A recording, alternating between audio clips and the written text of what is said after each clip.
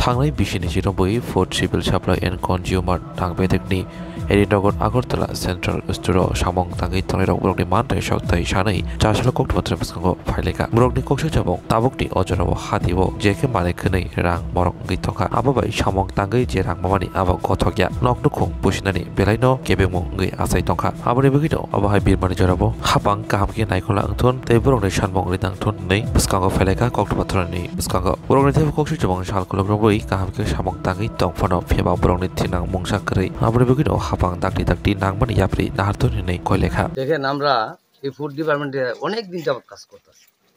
আমি মনে করেন কাজ করি প্রায় ৭৯ থেকে এই পর্যন্ত আমি কাজ করে আইছি। এখন তো আবার বয়স হয়ে গেছে, খুব কষ্টে আমরা দিন যাপন করছি। তবে ফুড ডিপার্টমেন্টের আমার খাদ্যমন্ত্রীর কাছে আমার এই অনুরোধ, যাতে আমরা বাইক গিয়েও একটা ডাল ভাতের ব্যবস্থা তাই নিয়ে কইরা দে। দীর্ঘদিন আমরা যতদিন মাটির উপরে বাচ্চা যায় তাই কথা কমুক, আমরা এই আশা রাখি, তাই নিয়ে করবই, এর দৃঢ় বিশ্বাস আমার আছে। আপনারা এখানে কতজন আছেন শ্রমিক যারা কাজ করেন? আমরা আছি প্রায় 49 জন। কয় ঘন্টা কাজ করেন প্রতিদিন?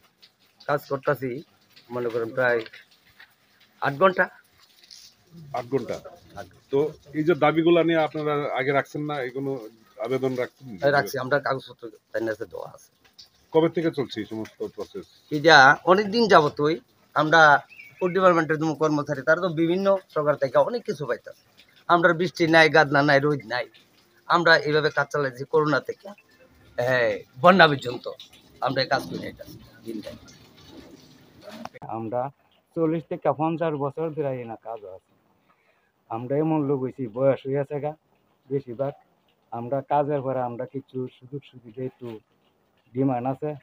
আমরা বাইক লইয়া কীভাবে যাবো, কীভাবে বাঁচুম, এই ধারণা আমরা সমস্ত শ্রমিকের দাবি আমার খাদ্যমন্ত্রীর কাছে আমরা একটা যাতে রেগুলার সিস্টেম করে দিই। তো আমরা শুনছি যেদিন কাজ থাকে না এদিনকে আপনাদের সেই পাওয়া যায় না, মজুরি পাওয়া যায় না, বদ্ধ থাকে। এটা কত বছর ধরে হয়েছে? এটা অনেক বছর ধরে সরকার। এখন যখন আপনি ধরেন আপনার যখন বয়স হয়ে যাবে, আপনি কাজ করতে পারতেন না, তারপরে কি অবস্থা কাটাইবেন দিন? এইটাই তো আমার কাছে দাবি, কি অবস্থা কারো আমরা কি নিয়ে যাই কিছু সরকার আমরা যদি যাতে দিয়া বাঁচা যাওয়ানোর সময়, তার জন্যই দাবি। তো আপনারা জিজ্ঞেস করছেন না সরকারের? সব কাগজপত্র দিয়ে রাখছি তার কাছে, জায়গা কাগজপত্র দিয়ে রাখছি। আমরা এখানে 20-25 বছর ধরে আমি কাজ করি, আমার বাবা, আমার কাকা, জেঠা জেঠিয়া সবই কাজ করে গেছে, কিন্তু কিচ্ছু নিছে না। এটাকে লাড়িরা শ্বাসকষ্ট চালু হয়ে গেছে। ওখানে আমরা দেখেন বাধ্য হইয়া সরকার রাজ্যপালের কাছে আমরা একটা ডেপুটেশন দিয়েছি, আমরা খাদ্যমন্ত্রীর কাছে ডেপুটেশন দিয়েছি। আমরা যেমন একটা সুরাহা করুক, আমরা দাবিটা পূর্ণ করুক, আমরা রেগুলার যেমন হই। দেখেন আমরা কাম করলে পয়সা, নাহলে পয়সা নাই। আমরা এমন পূজা বলে আইয়ে 10 দিন কাম করি, 15 দিন কাম করি, বাকি দিন বাইর থাকি, এটার পয়সা পাই না। আমরা যেমন এই বন্ধর পয়সাটা যেমন আমরা পাই, 30 দিনের পয়সাটা যেমন আমরা দেয়। এবং দেখেন রাজ্যপাল কাছে ডেপুটেশন দিচ্ছি, খাদ্যমন্ত্রীর কাছে ডেপুটেশন দিচ্ছি। বিগত আরও আমরা চাইলে সরকারের পক্ষে কাজ করে আমরা আরও দিব, সরকার আমার দিকে দিয়ে চাক। ওখানে আমরা বয়স্ক লোক একটা বাজ্য বোগা, আমরা কি তারা কিছু দিয়ে যেতাম না। এর আগে হাঁপানি টান ছাড়া আর লাড়ি বর ছাড়া কিছু দিয়ে যেতাম না। এই যে আপনারা যে কাজ করেন, কাজটা কি? কাজটা আমরা লোডিং আনলোডিং, বস্তাবন, লবণ, চিনি, ডাল, গম যা আছে এভরিথিং সব আমরা কাজ করি।